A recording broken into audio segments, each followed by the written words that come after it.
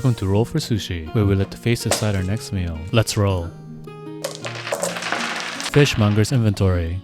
4. Salmon. The marbling on this is really nice. Sushi polymorph. 4 again. Uramaki. This type of roll, we'll cut the salmon into these thin strips. Next, let's get the rice ready. Put enough rice to cover about half sheet of nori. You can also put the rice directly on the nori, but this is the method we prefer. Let's add about 2 to 3 strips of salmon, and let's begin to roll. It's important to keep the roll tight.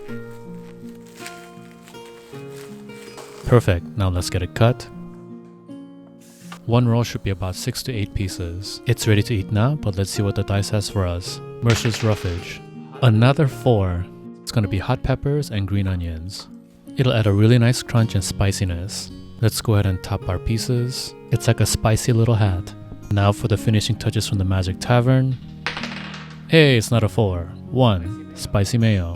Normally I would put it inside the roll, but we'll put a little dollop on top. Wow, I like that one a lot. The spicy crunch of the peppers with the richness of the salmon and the spicy mayo is just perfect. It's also very reasonably priced and relatively easy to make. I'll give this last piece to my wife 8.1 out of 10. And at that score, it's the first piece to make it to the top 100 list.